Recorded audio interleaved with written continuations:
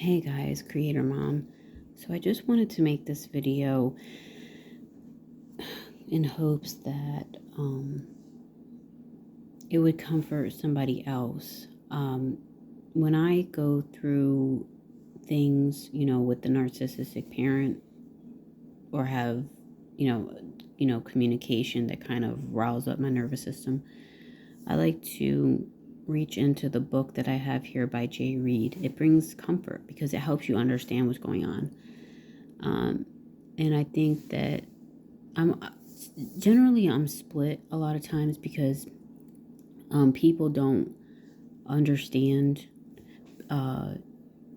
what this is like, and a lot of people may write it off like get over it, they're just a difficult parent, they did what the best they could or whatever, but like they don't understand that you continue to have to deal with this person, like even into adulthood, and that these types of people have a tendency to make you try to carry their worthlessness and carry their shared reality of who you are. You know what I'm saying? They want to put that on you. They have put that on you. So now you're trying to find your way out of that and take your power back and realize that they have no power over you. But you know what I mean? But what we give them internally,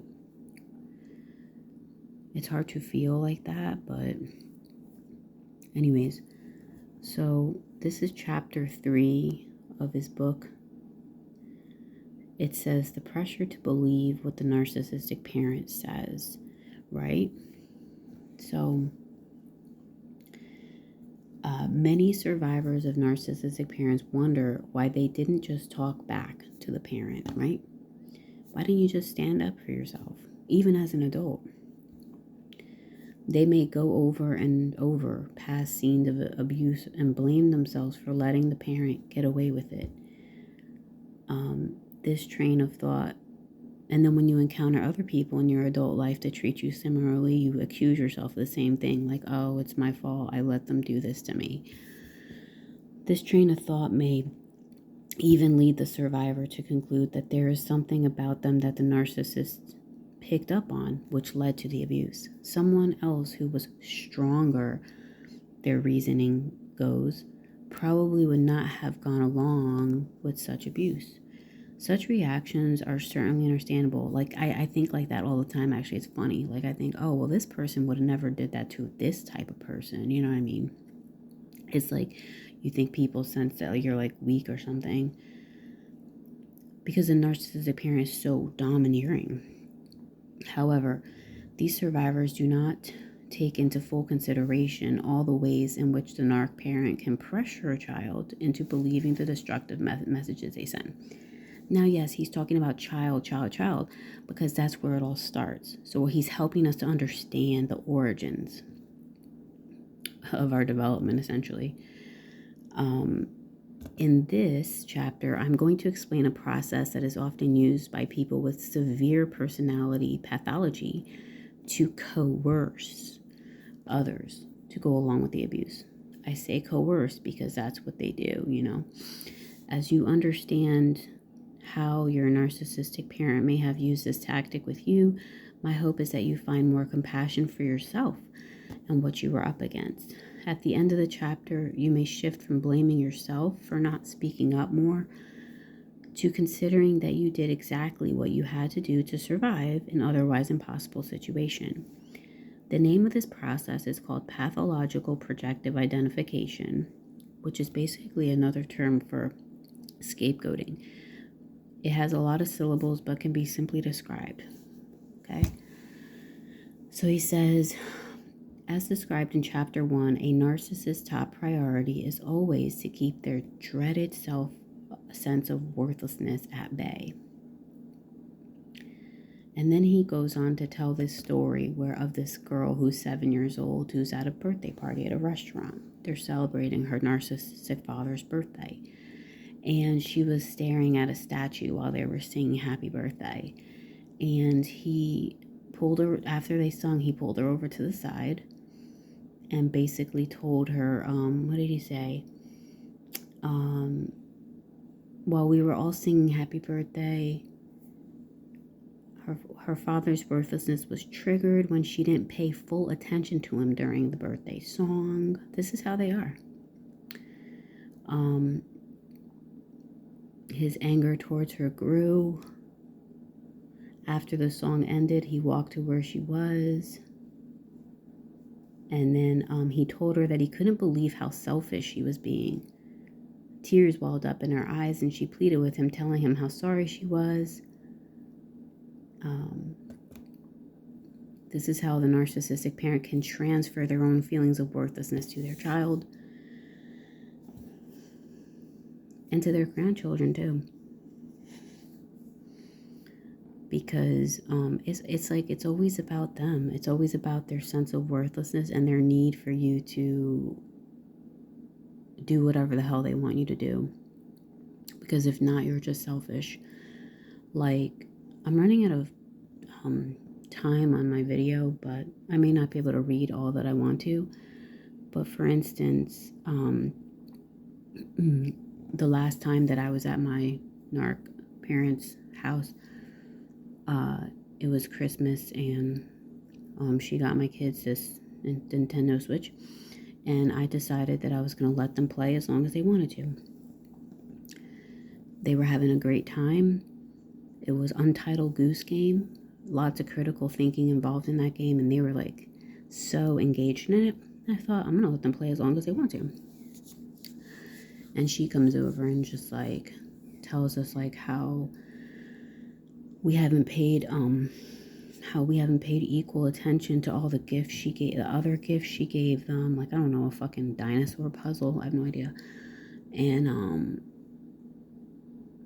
you know, that now they need to spend time with her, essentially, because that's what they came there for, right? They didn't came there to play a video game all day long. They came, what about me? Aren't you going to spend time with me? Instead of her putting herself, you know, instead of filling herself with happiness, right? Because they don't like other people's happiness. It's all about them. Who's going to play games with me? Me. And then they have the nerve to call you selfish. Instead of her being like, oh, wow, my grandkids are really enjoying this game, and wow, this is a very elaborate game, and, you know, getting involved in it, they make it all about them, and it just fucking sucks, you know? And then they make the grandchildren feel like they owe them something, you know, like feel bad, you know? It's really terrible. Now, he gives an example. What I like about this reading is that, sure, a non-narcissistic parent may have realized that maybe their child wasn't paying attention or singing happy birthday for them, and maybe they did feel a certain way, right? It's not bad to feel a certain way, but it's the way they go about it.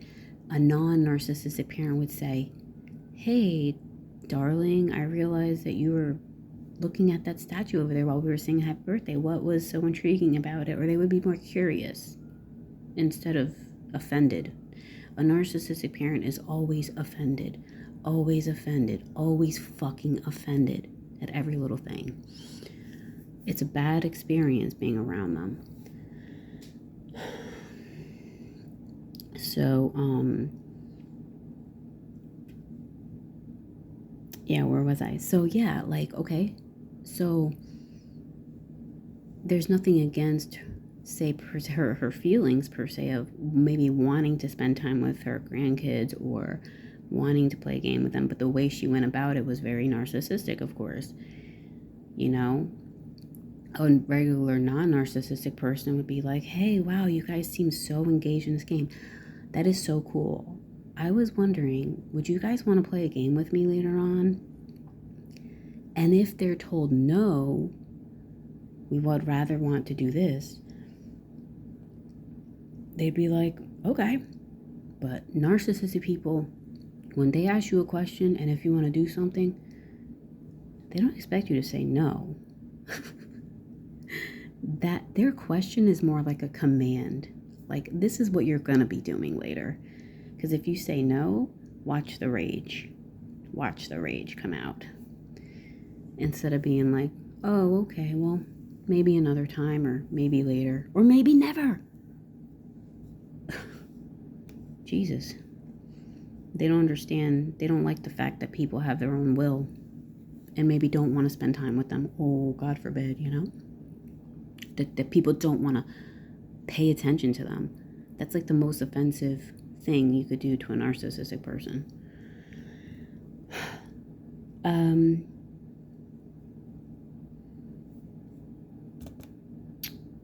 This is a good sentence over here too. Okay, I should just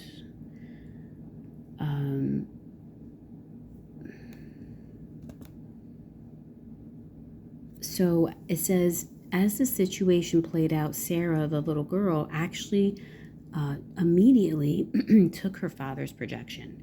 When you're 7, you can't really defend yourself against these accusations. You subconsciously or unconsciously receive what your parents' projection of you is. So she spared herself from feeling disowned by him by sharing in his reality.